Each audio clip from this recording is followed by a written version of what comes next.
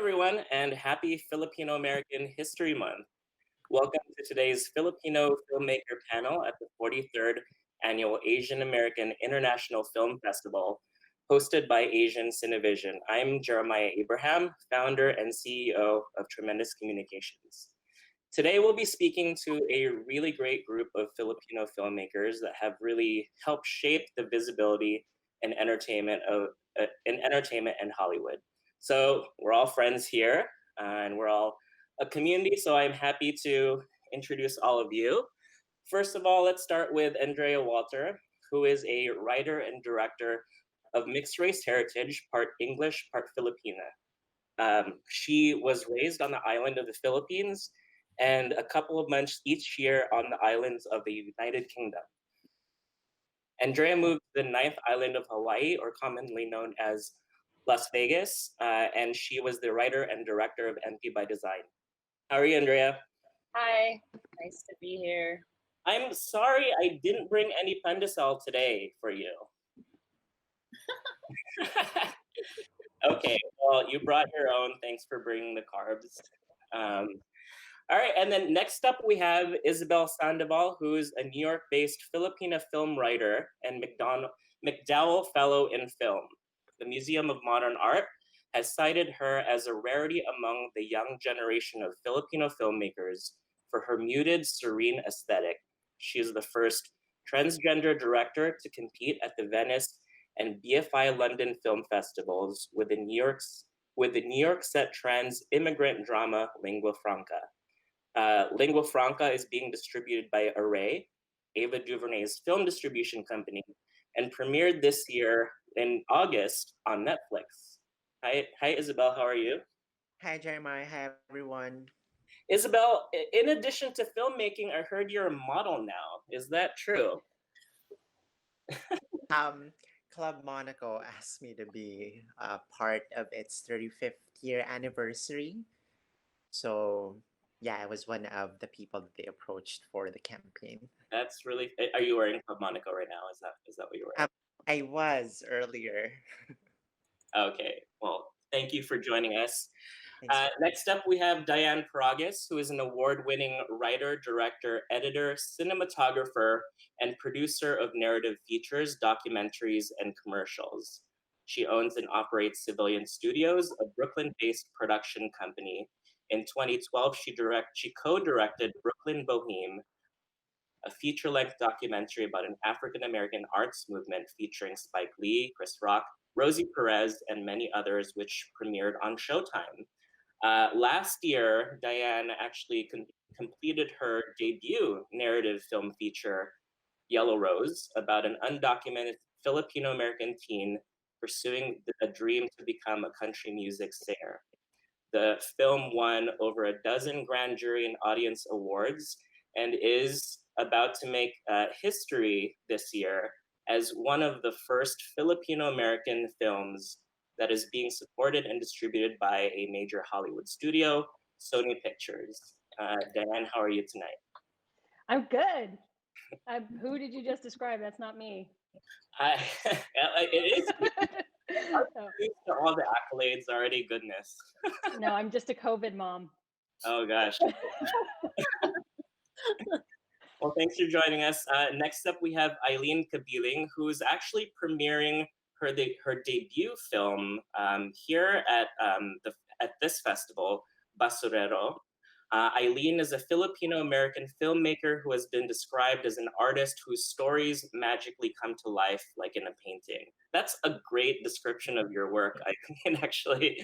She's worked in the ranks of film and TV professionally as a production coordinator on New York indie films, documentary associate producer, children's animation writer, and story development producer. She's a graduate of AFI, a recipient of Women in Film Scholarship, William J. Fadiman Award, Best AFI Screenplay, and the Walt Disney Talent Grant. It has been her dream to write and direct her own films, and her vision is to tell stories about the Filipino diaspora while uncovering the many layers of the Filipino face. Eileen, the last time we spoke, you were stuck in Europe I think it was Finland, and you were trying to escape, but you couldn't because of COVID. That's true, right? Yeah, all my flights were canceled. I was there for the Temporary Film Festival. My film was showing there. Okay. Yeah, I got stuck there. And you're good now. You are in LA. You're Yeah. like fine. Okay, great. I am back in La La Land. I'm glad you escaped the apocalypse. So we have a lot to talk about today, so let's just dive on in. So what I actually love about the panel tonight is that each of you are in very different aspects and paths in filmmaking. You have digital release, theatrical, Eileen, you're still in film festivals right now, writing and development. So I'd love to start by talking about what you're currently working on and what you're currently going through in your project. So let's start with Isabel. Lingua Franca, quite historic. You were acquired by Array. You premiered in Europe last year? Earlier this year in Paris. Yeah, we had theatrical release in France. It was supposed to be in March, but then COVID hit, and the release was pushed back to July 1st. And the movie opened to warm reviews, and it did quite well in the box office as well, considering the pandemic and that it's an art house title. And here in North America, US and Canada, we had a digital release because the theaters haven't really opened. And it was acquired with Renee, as you mentioned. And it's been great. I actually feel like Lingua Franca is the kind of film that would thrive more in streaming and when experienced in the privacy and solitude of one's home, because it's a fairly quiet, meditative film that, you know, takes some time to kind of simmer and marinate. And yeah, I've been very happy with the reception that it's gotten and the press coverage that we've received as well. Has this process been different for you releasing a film on digital? I think now, given the landscape of entertainment during COVID, I think that's something that we're probably going to see more and more with a lot of our films. So how has this Netflix release been different from your previous films? Um, it, I think the streaming digital release is quite apt for a film like Lingua Franca because it's been gaining its viewership through word of mouth and people talking about it. If it was released in theaters and didn't pull in the numbers that it needed, it would just get pulled out after the first or second week. But this way, like, whenever people talk about it, new interested audiences come to the film on their own time. Mm. It's gonna be around for the next year or so. Yeah, that's wonderful. I get that, where you can watch it anytime you want. You can watch 5 minutes of it. You can watch 20 minutes of it. You can watch the whole film, and you can just pick it up at your convenience, versus going to a theater and having to sit there and watch the film in its entirety. So I can understand that. Diane, theatrical release for Yellow Rose. I think you have a wonderful poster right behind you. I'm sorry, my dog is very excited for Yellow Rose, obviously. Can you talk about your theatrical release? Yes, so we will be in theaters across America and Canada starting October 9th. It's scary and nerve-wracking, and it's obviously it's not a lot of movies have been released theatrically. So the verdict is still out on what will happen and if people will come out to the theaters. I think for me though, in our small way, I'm really proud that Sony honored our theatrical release and that Sony is supporting the theatrical experience. And I definitely intended, I made the film to be the kind of movie you see in a movie theater. You know, I poured over the sound design and just really thought about how it would feel in a theater. We've mixed it to 7.1 sound, and it's a music film. And I think it's the kind of film, kind of alternatively to Isabel's beautiful, you know, meditation. It's a film that wants to be with a crowd. It's kind of that type of movie that I wanted people to experience in a dark room together and have this shared emotional experience. And whether or not, and we'll see how it does in the box office. I'm just glad that we're supporting the theaters that are out there and the business of the theatrical experience, which is how I came to love, to become a cinephile, to become a film fan, and ultimately to become a filmmaker. So it's sort of weird times, but I'm just glad that we're supporting that experience. And it's really up to the individual to feel whether they feel safe to go out.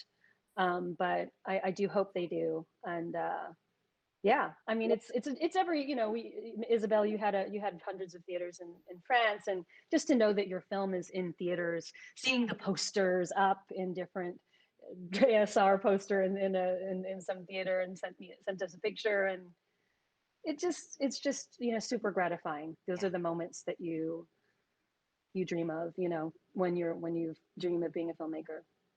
One of the things that I actually very much appreciate about Yellow Rose is that it's a movie that you want to go see with people. It's a movie that you want to go see with your community, with your family, with your friends, and you want to go there and you want to have fun. You want to have emotions. You want to connect with them, and it's a movie that also allows you to connect with the people that you're watching with, which I really appreciate. In addition to a theatrical release, you are also getting a soundtrack release. How does? Yeah, Sony Masterworks is releasing a soundtrack. Actually, the single for Yellow Rose is available now on all platforms: Amazon, iTunes, Spotify, and the full soundtrack, which also features the beautiful haunting score of Christopher Knight, who's my composer, as well as the original music that we wrote together, will be available on October 9th, the day of our release. So I thought that was just such a wonderful gift, on top of Sony releasing our film, that Sony Music has sort of championed the music as its own thing. So that was probably the number one question we got during our festival run. Inevitably, always the first question is, will there be a soundtrack? Where can I buy the soundtrack? So I'm super happy to say that we do have a soundtrack release.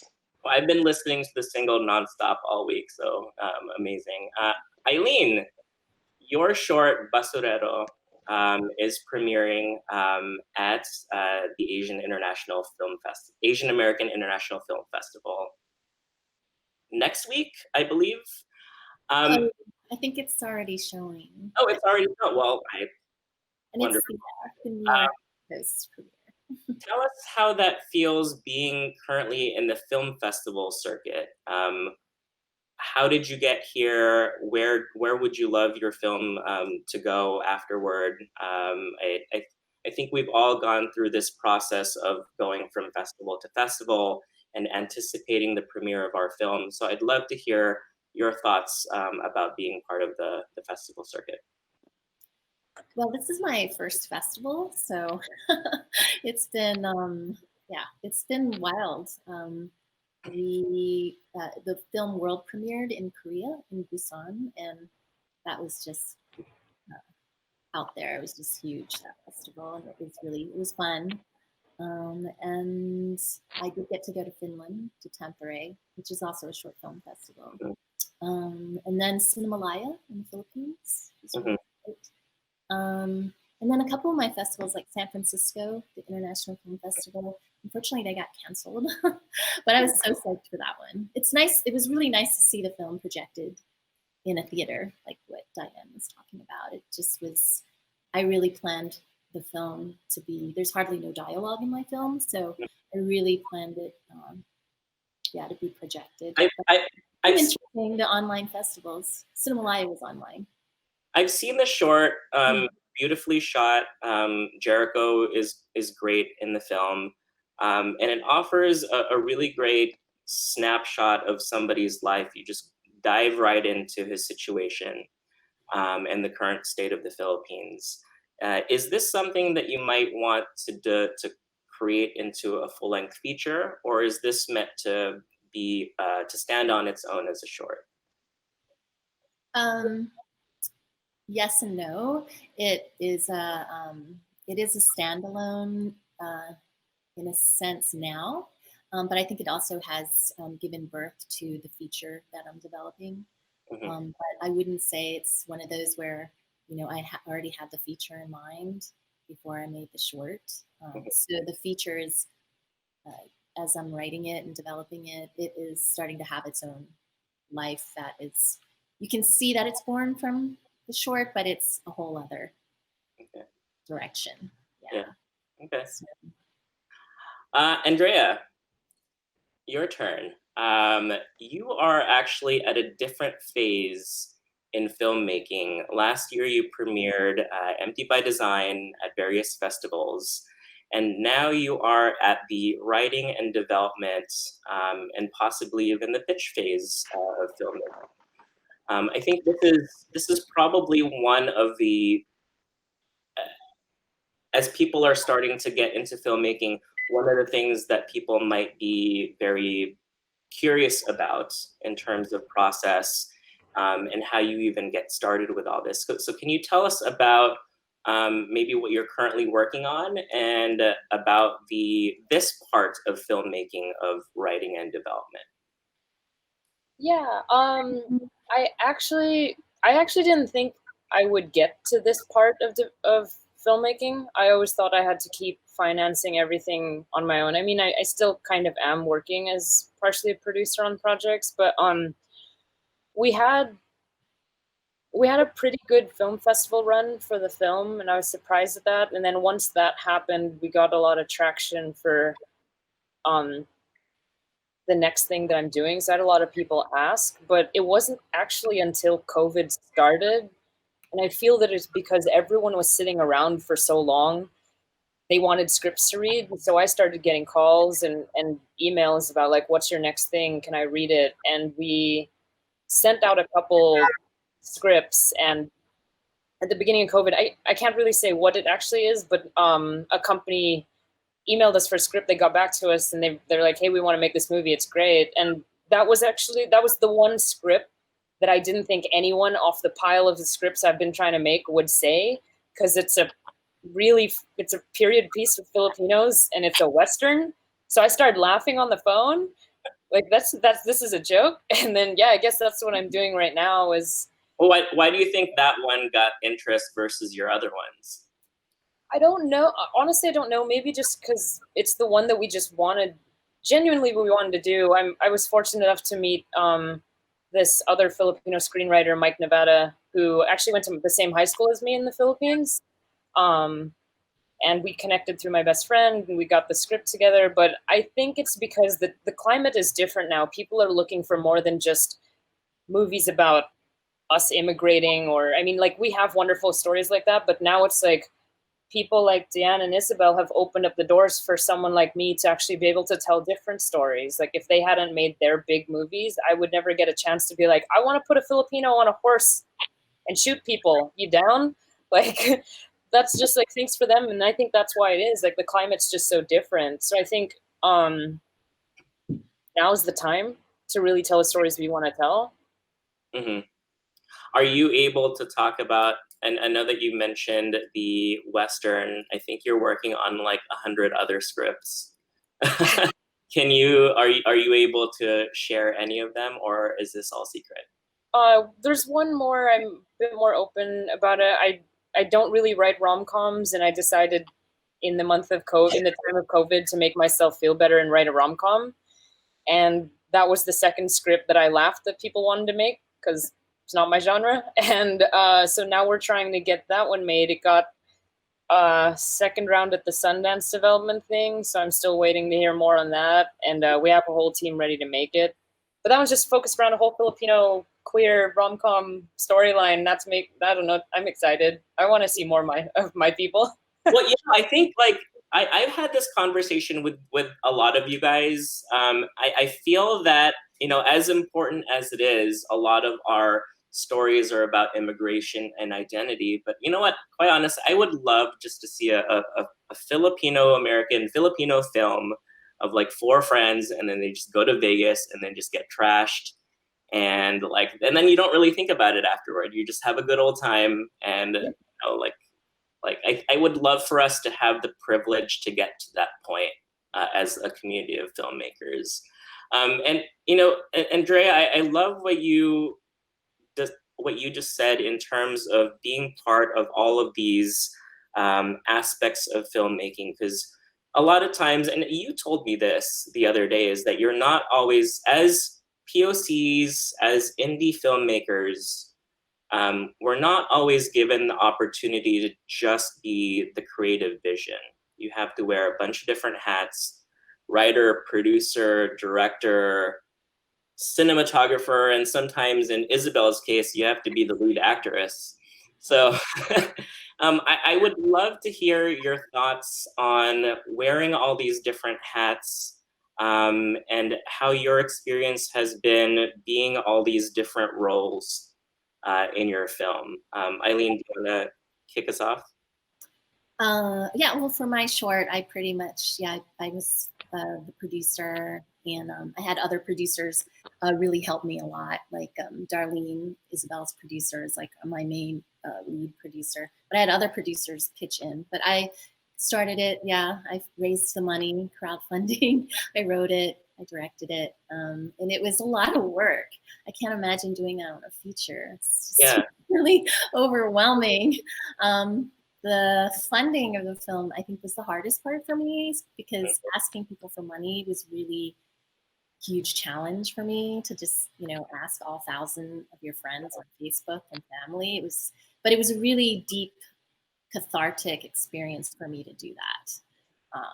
I think it gave me even more confidence to continue with the filmmaking path, because I think that was a lot of my hurdles, was afraid to ask, for that support. And so it was really huge for me to finance the film. It's interesting, when you talked about financing, everybody seemed to have a fairly strong reaction of nods. Does anybody want to talk about getting support for your film, how you even got your film made? Isabel, you unmuted yourself just now, so I assume that you want to talk.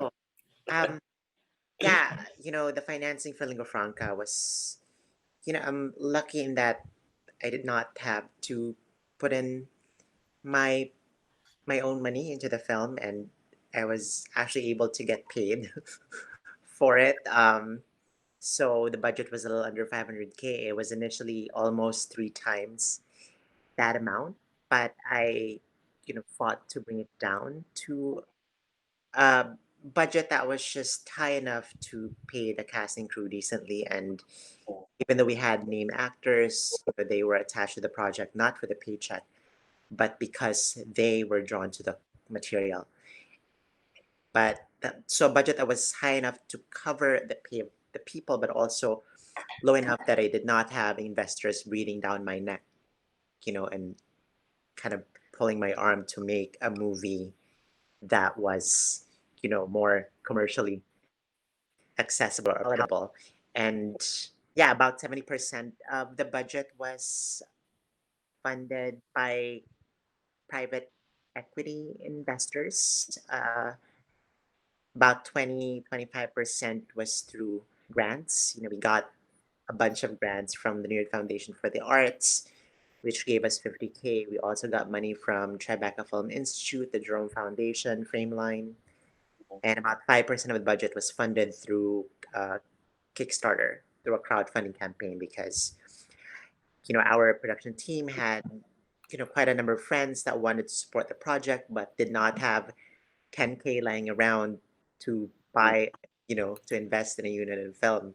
So that's why we launched the Kickstarter and was able to. I remember about 3 years ago, you had, what was it, an auction or like a fundraiser in Tribeca? And that was the first time that we had met, and that was the first time I had learned about Lingua Franca. Like, how did that go? Is that something that you might recommend other filmmakers to do in terms of just getting creative and just getting a community together and just rallying support? Yeah, certainly. And then for me, I wanted to make a point, by bringing down the budget, that you don't need to have, you know, a high budget to make a good film.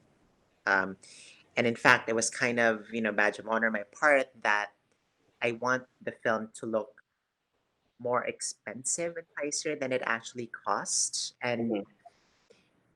you know what? Like studios and production companies are looking for is not necessarily the technical polish or the budget of your film, but they want to see your ingenuity and in the uniqueness and distinctiveness of your voice and sensibility as a filmmaker. Okay.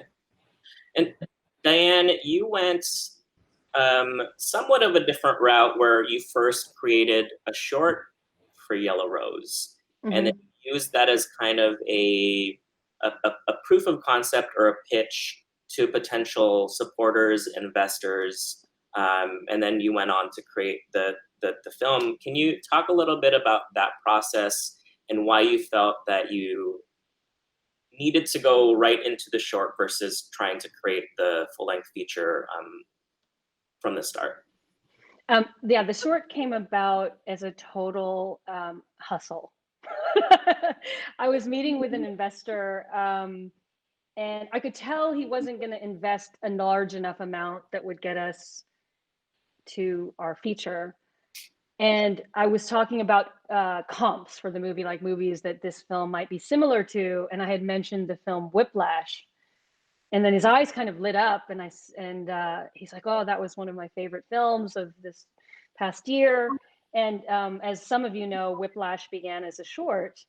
And so literally without ever thinking I would ever do a short, I just out of nowhere said, "Well, would you fund a short to help us get to the feature like Whiplash?" That's what that did. And he said, "Yeah," and gave us a check for a decent amount. And we made the short from that. And I also thought we would take that opportunity to do casting. And in the process of the short, we found Dale Watson, we found Princess Punzalan, we wrote Square Peg. We shot, not shot for shot, but a pretty close rendition of the last song in the film. And I had the last shot of the short. I loved the last shot of the short, which is also a very similar last shot of the film. And it was kind of like a backwards MacGuffin for the film dorks out there. It kind of made me want to win that last shot. And I reverse engineered the script to make sure that that moment rang true as I knew it could. So it was helpful in a creative sense that it sort of worked out the things that weren't working in the script and things that I kind of thought were working, and provided a lot of information. But it was really helpful to investors down the line to show that I could make something and they could see production values. And I, by the way, had a very similar budget to Isabel for our film, well under $1 million. And I just want to say that a lot of people, when you're starting out, I think a lot of people that are watching here tonight are aspiring filmmakers. You always get told by certain producers that you can't make this movie for less than $2 million. And guess what? It stops a lot of people from getting their film made. And you can make a movie. People are always surprised, I think, for both of our films, Isabel's and mine, that we had such low budgets, because we just made it work. The same as you, Isabel. You put together a group of artists that are in for the art, and you can create anything. Now I'm up for movies at much higher budgets, but what's interesting is the process is still the same. You still pitch, you still worry about how you're going to make the shots with these budgets. It's the same thing. And as you're talking about the processes and the different phases, we're all writing, we're all pitching, we're all creating. And that's the thing, that's the life of a filmmaker. You're never as good as your last project, and you're constantly looking forward to your second, third, fourth, fifth, sixth film. Yeah. And it's just a constant hustle. It's a constant hustle. It's a good hustle. I love it, but Am I right, ladies? It's just you're constantly pitching yourself, thinking of ideas, writing on this project. A project you did 10 years ago all of a sudden came back. And it's just this sort of movable, wonderful, magical, heartbreaking, painful process of making a movie. That's beautiful. I mean, Andrea, you seem like you want to talk about this concept of hustle. I mean, you went all the way to the Philippines to get funded. How how was that process for you?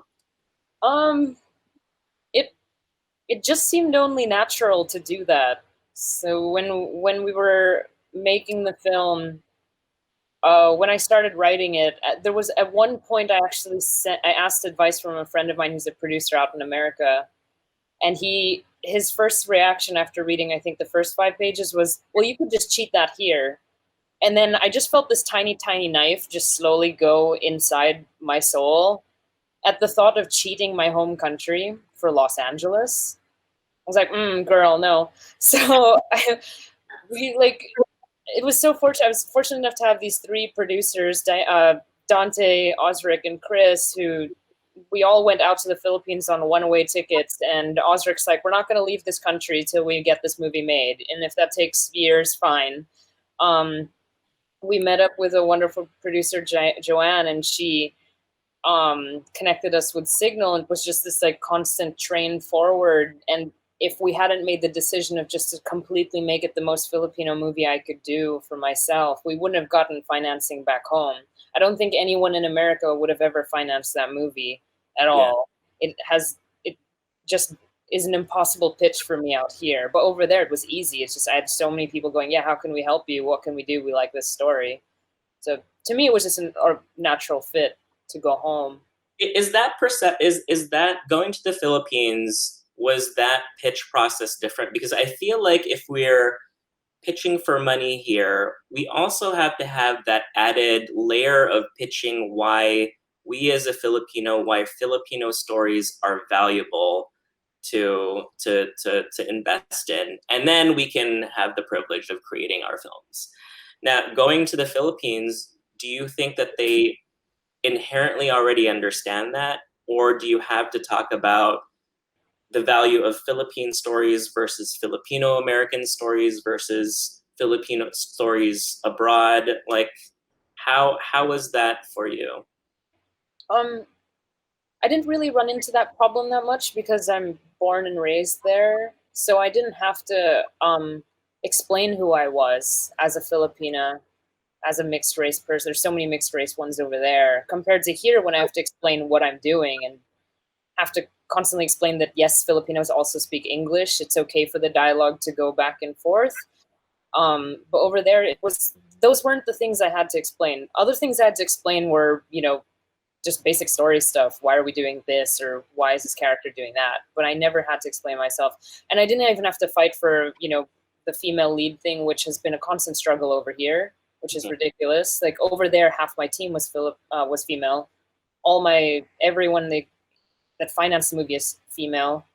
So it's weird because going over there, the fights that I was so used to in America didn't happen. And I had to learn to do all the stuff that my male director friends in America, all the struggles they go through, I was privileged to get to fight for that stuff. For once, I felt one with them. I was like, this is exciting. I'm fighting for a story point, not for being queer. It's awesome.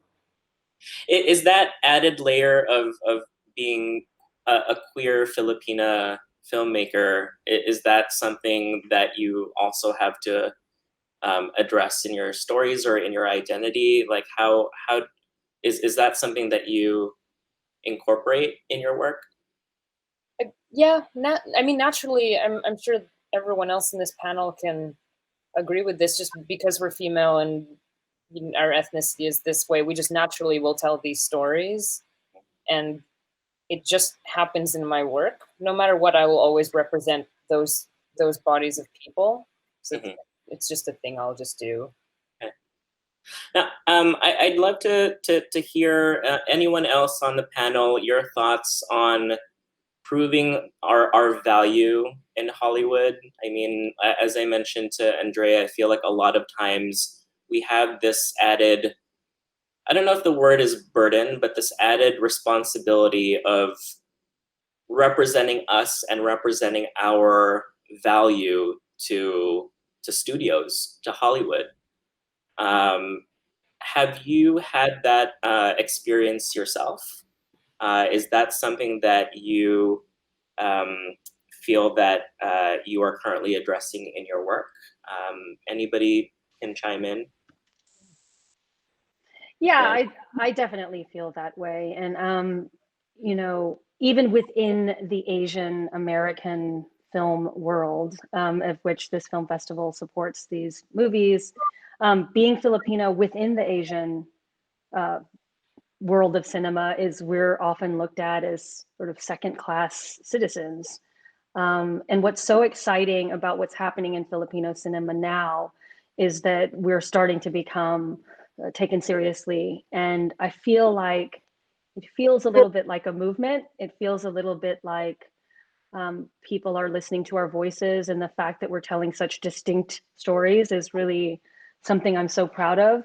And something else, and I think we feel that way as a community. So we've kind of formed this group. There's a Facebook group that we have called Filipino Filmmakers, of which I think all of us are on that. Isabel and I worked on a short film together right before we shot our features. We're possibly working on a series together.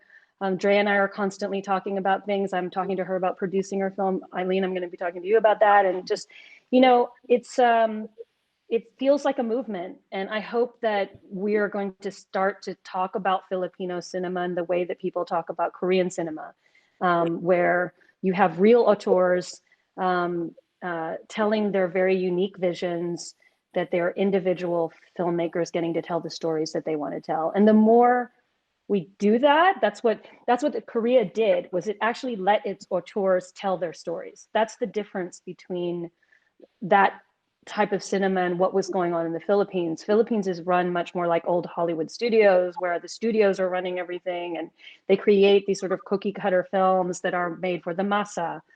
And at the minute that we outside of the Philippines look at cinema as an art form, as auteurs, you know, like the two of the great Filipino filmmakers are largely supported by the French cinema and European cinema, Lav Diaz and Brillante Mendoza. So I feel like something's happening and it's very exciting. And the fact that we have all of our movies out this year, in, you know, we're after 100 years of cinema, it's such a very exciting time. And I hear about it, all of our projects, and they're all very, very exciting. It's a great time for us. And I like that we've all kind of like thrown away the crab mentality and chosen to be a collective. Which happened organically, by the way. Can I add to that? The when they picked our film to screen at LAAPFF, I was really stressed because I've been to the festival multiple times and I don't really see a lot of Filipino movies also directed by a female. And then when I hadn't met Diane yet and they were like, oh, she's going first, I went, oh, okay, one Filipino before me. I'm so stressed out. So I'm really glad that you're saying it's like a community collective, because I'm like, I don't think I could have done this on my own at all. It's too scary. There's just not enough of us. And I feel that it's nice that all of us are doing this together now, so that we're not given the burden of the one perfect film. Like I hate that. I hate the pressure that we can't make a mistake. We can't just go out with like a really bad film. We all have to be 100%. It's so awful and stressful. But like, it's nice we're doing it as a group now. Well, considering that what Diane and Isabel, your films are releasing within weeks apart from each other, that is unthinkable. And we also shot our films weeks apart. I shot in August. You shot in September. That's right. Yeah, it's interesting, and I want to go. You know, and we have a few more minutes. I want to touch upon this whole where we are now versus where we were 5, 6, 7, 10 years ago. Even last year, Filipino films, Filipino and Filipino American films were in such a different place. And I'm glad to speak to you guys today who are the essentially opening doors, breaking down barriers. Some of our friends who are doing the same right now, who are not on this panel, HP, PJ, Ramona, Marie, and even as we're speaking tonight, there is a Filipino film at the LA festival called Girl Who Left Home by Mallory Ortega. So I love where we are going right now. And I'd love to hear your thoughts about where you think we could go as a Filipino American cinema community in the next few years, and how can our community help support projects like yours and upcoming projects that are currently in development? Eileen, how can the community support you? You know, I think that they can come watch my film at the film festival. And I actually, left the country to go make my short film because I was really struggling with trying to make a feature here for like 10 years. And at that point, I hadn't known of Diane and Andrea, and I had met Isabel through IFP. So it was very kind of, and I knew PJ Raval because we're old friends, but when it came to like narrative stuff. So I find that a lot of it is supporting each other. I mean, it's so amazing, the Filipino voice, right? And the Filipino face. We are so, we're a culture that's made up of so many layers and so many cultures, and there's so many stories to be told. And I think that it kind of mirrors what we're going through as a planet, where we're trying to understand our diversity, even as a Filipino, and the diversity within being Filipino. I think it's a great mirror, and also the history of having been colonized. And so all I can say to filmmakers, Filipino filmmakers, is, hey, we all have each other now here in the US, and I think it's great, and let's support each other. And really, I would love to see Filipino stories, start to become the many layers that it is, so that we can have all these different kinds of stories, because we are pretty diverse as a ethnicity. Dre, your support system is basically your best friends, and I love that you have this like collective of producers and people who are supporting you in your work. Same question to you. How has the community of Filipinos, Asian Americans supported you, uplifted you, and where would you like or see, where do you foresee Filipino cinema moving forward in the next few years? If it wasn't for the community, I would have never made a Filipino movie. I was far too scared because I'm very white passing. I don't even have an English accent or a Filipino accent. I don't know what I am. And when I moved to America to study film and work here, I never really had a collective that like encouraged me to tell my own stories, and I was too scared to do it back home. So sitting in this little weird melting pot of nonsense. And when I finally met Oz and worked with everyone at Cape, and just the whole Los Angeles community was like, you can do it. And that was enough. And then I've noticed is like, when I start doing that to another person of like, another Hapa or another Mestizo or just another one of our race, they start to feel more encouraged to do it, because we're living in a society currently where we don't see anyone like ourselves. Like, I went to film school and I didn't take one class where it was a female director as the main subject matter, which is, so the whole time I'm sitting there going, we don't make movies. What are you talking about? So I think the biggest part is just being there for one another and just encouraging us to tell our genuine stories, and just put yourself out there. It's scary, it sucks, but if we don't do that, then I don't know where else we can go. And I feel that if it wasn't for that, we wouldn't have this track record. I mean, we have, Isabel's putting herself on camera and behind camera. That's so badass. And she's telling genuine stories. Eileen's just like killing it with all the festival run. Diane's got this like musical. And I'm not used to Filipinos doing country music. I didn't know that's a thing. So that's what I mean. Like, if we keep telling our genuine stories, I feel that from where we're at now, like 10 years from now, it's going to be insane. It's going to be awesome. It's going to be a big celebration. We'll have Kamayan. But like, if you told me this was happening 5 years ago, I wouldn't have taken you seriously. So I feel that that's as a group, because Filipinos are known for having community and family. So we just have to hold on to our strongest part of us, which is family, and just keep pushing all of us in the correct direction. Yeah, I love that. I think, one of the things that drew me to this community was when I first met you, Diane, and Isabel. What I found was interesting was, Isabel, both of you actually were creating your films. Diane, at the time, you were creating Yellow Rose. Isabel, you were creating Lingua Franca. But you mentioned, Diane, Cecilia's shorts, where you directed. And Isabel, I believe you were the AP on set. Editor, and you were also and you were literally like running around supporting everybody on the production. And I just thought that was just so admirable, and that you guys have these films that you're creating, and then you still find time to support each other's projects. Tell us more about that process for you. Like, is this something that you actively make time to do? Like, are you part of community organizations? How do you find these additional projects that you just want to support?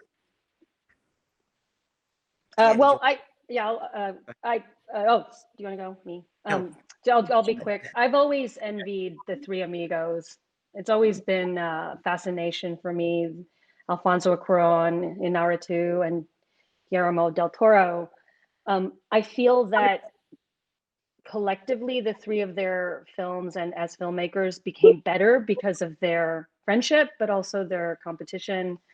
And somehow their collaboration and even just being friends with each other created these incredible canon of movies and lifted Mexican cinema up to, legendary. So it's always been my fantasy that we had something similar with the Filipino community, and in some organic, weird way, I think we're starting to get there. Yeah, it's just organic. I mean, we just kind of all know each other. It's very Filipino style, It's like we eat together. We like, hey, what are you doing, Andrea? What's up, We do Isabel? We're talking about putting pancit in pandesal earlier. Yeah, but eventually I think we all just want to stand on our own as artists, and not be defined as a Filipino artist. But in the meantime, that how we get there is to support each other, and how we get there is to respect each other's work and promote each other's work, and go see Eileen's film, go to Netflix and watch Lingua Franca, and please come to the theaters if you feel you're up to it, and if there's a movie theater around you, support this movie. So I think the success of each of us is the success of all of us. That is beautiful. And yes, support Yellow Rose, support Lingua Franca, support Empty by Design, Basurero. We've come to the end of our really fun chat. Thank you so much to everybody who has joined us. Any last statements from you? Next projects, where can we support you? Diane, Yellow Rose, next Thursday, October 9th, in theaters, which wherever they're open. Andrea, anything from you? Hopefully I can talk about it soon. I'm stuck in that world. But yeah, I think Empty by Design's coming distribution soon. But cool. The future stuff. Eileen, outside of this festival, where else can we see your short? Well, it's at the LA Asian Pacific Film Festival, and it's under the category of windows. And then at this festival, it's in the category of in the moment. And then there are a few more festivals coming up. We just can't announce it yet. So, but you can go to our Facebook page, Basurero Film.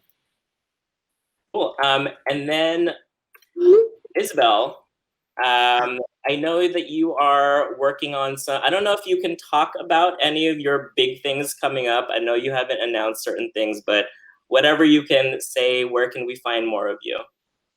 Sure, I'm currently writing a pilot episode for a TV series for a cable network, and I just finished the script for my next feature called Tropical Gothic, which is quite ambitious. It's set in the 16th century in the Philippines about a native priestess or babaylan who pretends to be possessed by the spirit of her Spanish colonizer's dead bride in order to escape persecution as a witch. Oh my So it's God. Oh my God. Oh, Oh it's my a, God. I like to call it a vampire film without vampires, but I'm really excited for I've read the script. It's beautiful. All right, and then with that, thank you everybody on the panel, and thank you for anyone who has watched our panel tonight. We are so excited for Philippine cinema, and we will sign off by saying Happy Filipino American History Month. Thank you, everybody. Thank you. Thank you. thank bye. you. Mabuhay. Bye. Salamat. Salamat.